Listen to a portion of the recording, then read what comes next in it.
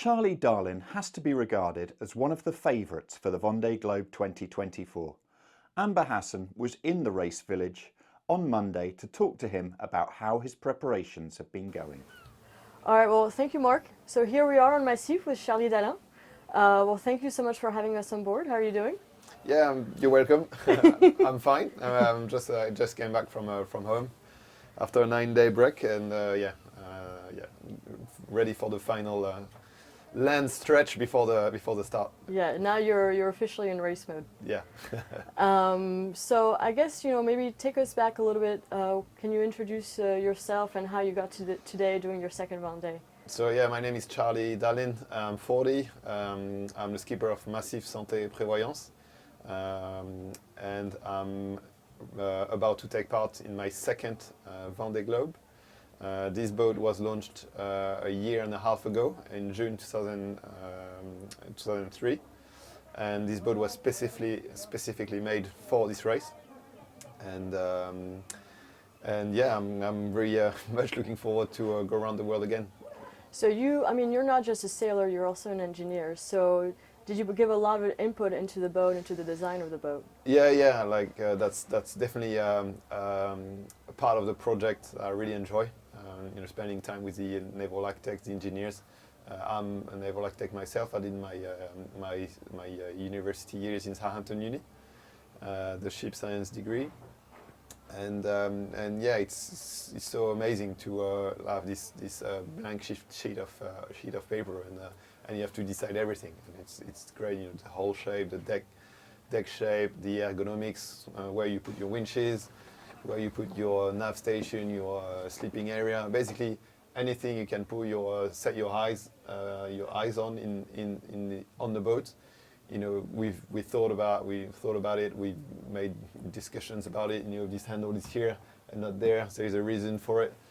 If this seat is this high and not lower or higher, there's a reason behind it.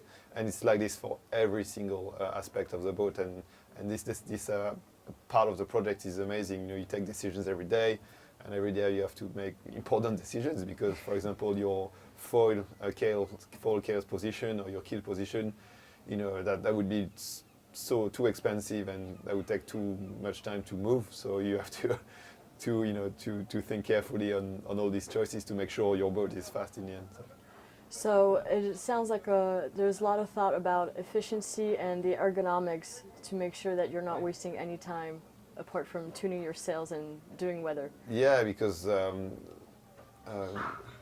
for the Vendée is such a long race compared to what we do normally. Normally we do transatlantic races like Route du Rhum, and these sort of races they take between 8 to 12 days, maybe sometimes a bit more. And the Vendée last time was 80 days, and you spend so much time living on the boat that you have to make sure it's adapted. The ergonomics are adapted to spending so much time on the boat. It has to be convenient to work on your navigation, because itself that represents 5 to 7 hours a day, like sitting at a nav station and working on the trajectory. You have to have good ergonomics for your maneuvers. When the sleeping area is very important as well, because we don't sleep much, but when you sleep, you want it to be as efficient as possible. And obviously, after a few days at sea, you're tired, so it's easy to sleep, but it's pretty difficult to have good quality sleep on a boat like this, because the sound, the noise is really high. Mm-hmm. As soon as you get some speed, you get very often you're above 80 decibels in noise. So do you wear a helmet for noise? Yeah, I've got earplugs. But you can still hear if there's any alarms that yeah, go off? because it's I can hear the alarms, and also like often the spectrum of sound that is worrying. It's it's not filtered by the earpieces, the earplugs, and also it's often either very cold or very hot. When you're by the equator, sometimes it's 40 degrees C in the boat. When you're in the Southern Ocean for months, it's like a 3 to 10 degrees. So And so how did you actually manage to, what did you do on the boat to manage those extreme conditions in terms of your comfort? So yeah, we did a big improvement regarding climate control on this boat compared to my previous boat. We made these areas to go in and out the boat bigger, and that creates a better airflow of this cockpit. Also, what we can do is close. I don't know if it's in the frame, but you can close the bottom part when you start to have water on deck. You can close the top part as well. Like you can do like a little cap arrangement and then completely close as well. And if you're in an area where there's a big sea state and you have to close everything to not get water in, I can still open this little hatch here. So yeah, I still get fresh air in this area. So when it's cold, I will close everything, and so to keep the warmth And it's a inside. fairly small space compared to other boats that we've seen. Yeah, and that's by purpose. Yeah, really wanted to make this the cockpit area and the living area as compact as possible, because when you're sailing at 40 miles an hour in a 3-meter sea state, it's quite easy to understand like how big or violent the movements can be of the boat, and so that makes like even a small movement in the boat quite complicated and long and tiring. So having everything like really in this compact mode is much better. So you're actually trying to make a little boat out of a big boat. Yeah, essentially that's it. Yeah. And so, like we said, this is your second Vendée, and the last Vendée, you crossed the line first, but with the time compensation, you finished second. You know, what role did that play in terms of mental preparation, the things you worked on as a sailor to start on this Vendée? That definitely was something I thought a lot after finishing the last Vendée, and basically, you know, sometimes you're like, oh yeah, shall we go this extra step or not, and every time I was like, yeah, last time we lost the Vendée with a 2.5 hour time gap, so yeah, let's make the extra effort. Yeah, let's go even further in the refinement of the boat. Even this summer we machined the bulb to make it a bit thinner, and then we had to take the bulb out of the keel fin and send it to a machining shop, and that takes a lot of effort and time, but in the end that could be the difference between winning and finishing second or third or even worse. So yeah, we try to push every details, like refine everything to make this boat as perfect as we could. And so the competition this year seems even fiercer than any other edition. The boats keep getting faster and the skippers more experienced. Which of these skippers are you particularly focused on, and who do you think has a secret weapon that we don't know about yet? Well, if it's a secret weapon, I probably don't know about as well. So it's like a bit less than 10 very well prepared skippers and boats, and with the latest generation boats. So we have Johan Richomme, we have Thomas Ruyant, we have Jérémy Bayou, Sam Gouchard, Sam Davis, we've got Boris Herman as well, and who else did I miss? Nico Lundven, and probably a couple of others I've missed, but that's very good sailors with very good teams and very good boats. Basically, you can't be good if you only have 2 of the 3. Right. If your team is not good enough, then you're gonna have boat problems during the race. If your boat is not good enough, then you're not gonna be fast enough. Or if your boat is not reliable enough, then you're gonna have problems as well. And if you have a very good team with a very good boat but a skipper which is not so good, then you're not gonna win either. So it's may sound very simple. Well, it's easy, you get a good skipper, a good boat, and a good team, but it's not that easy to get the 3. And they're all limited resources. Yeah, but all the names I've given, I think they combine the 3. So yeah, it's gonna be a fierce battle this year for sure. Yeah. Well, we're very excited to watch you race this race. And so you had a bit of a break after the Transat Jacques Vabre, where you didn't sail for a long time, and and then you did 2 races. And what did that mean? How did that impact your preparation and training to get to the start of this Vendée? Yeah, so I couldn't do I was not able to do the Jacques Vabre and the return to base race afterwards. So basically, what we did to compensate is we managed to sail a bit in December, do some more testing in December in France, and after that we launched fairly early this year to have some more time on the water. Basically, yeah, we try to compensate the lost time by more sailing. More time on the water. Yeah, more time on the water, even though we didn't do the two transat last year, we still we had like a new performance package ready for the winter refit, so that we implemented it during the winter refit, and we were pretty happy with the results. And after the two transats, we deployed a second performance package this summer during the summer refit,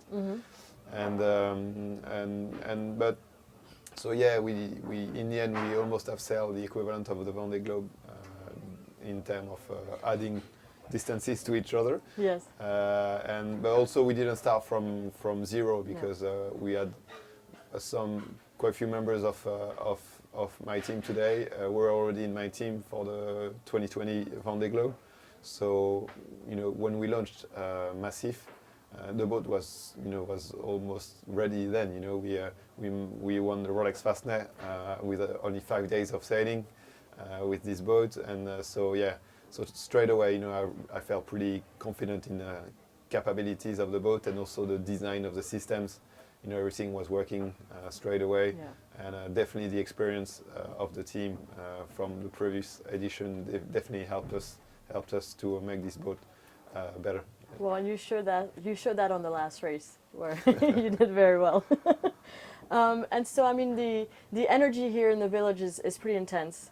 There's a lot of people, big crowds, and you're about to set off completely by yourself in the middle of the ocean.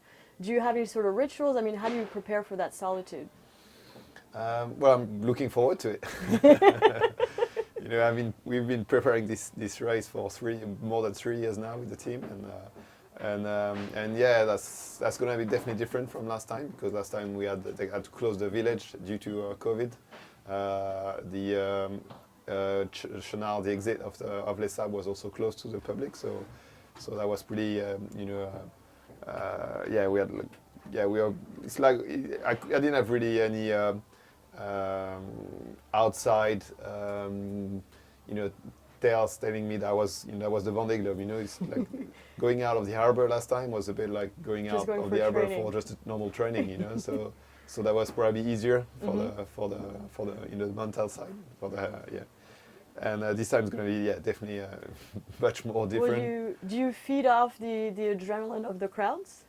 Well, the aim is to enjoy the moment, because last time that didn't happen, didn't exist, and and it's gonna be quite a lot of energy, and somehow you can manage to harness that, get this energy, in the boat, in me to pump myself up for this big race for sure. But it's gonna be I'm pretty happy though. I'm the first one to leave the harbor, so I'm the first one who will be able to transition from the land life to the sea life and get mentally ready before in the last few hours before the start of the race. So it's good.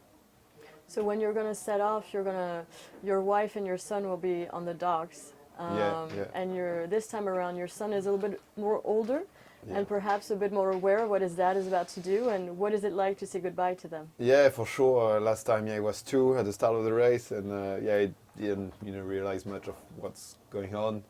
Now Oscar is 6, and he knows what my job is. he knows what I do for a living, and he perfectly knows that I'm going to sail away for quite a few months.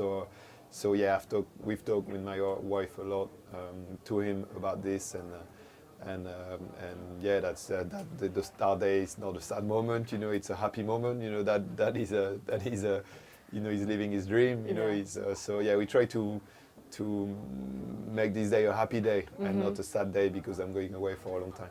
And so do you get to communicate with them while you're at sea? Yeah, so also what we tell him is, okay, I won't be physically here, but but we still have a link through the telecommunication systems we have on board, so we'll be able to talk on the phone, exchange photos as well. So the link between us won't be broken, even though I won't be physically in France, obviously. So we're a few days before the start. I guess for you personally and professionally, what would it mean to win this Vendée Globe? Well, that would be amazing. That would be an achievement of like a lifetime achievement. Like a career long achievement. The Vendée Globe is a pretty rare race. It happens only every four years. It's a bit like my Olympics. For sure. Olympic athletes, they wait 4 years for every Olympics to come. You can't do that many. And for the Vendée Globe is exactly the same for us, and for some reason it happens the same year as the Olympics. So. And and what's next? Have you already thought about your next projects and what comes after? No, not at all. No. I'm really focused on this event. What I'm lucky is that my partnership with Massif is extending carries on to the 2026 Route du Rhum. I want to keep sailing for sure. And what's good is now the IMOCA class is getting a bit more international with the ocean race. I did a bit of ocean race with 11th Hour last time, and I really enjoyed this. And the IMOCA class is quite a lot of things happening in IMOCA class at the moment. New boats, very good sailors, and yes, great class to be in. And there's also the Euro team boats. There's many things, but I'm not thinking about this at all at the moment. I'm really focused on this Vendée Globe. Yeah. Okay, well, thank you so much for your time. It was a pleasure. You're welcome.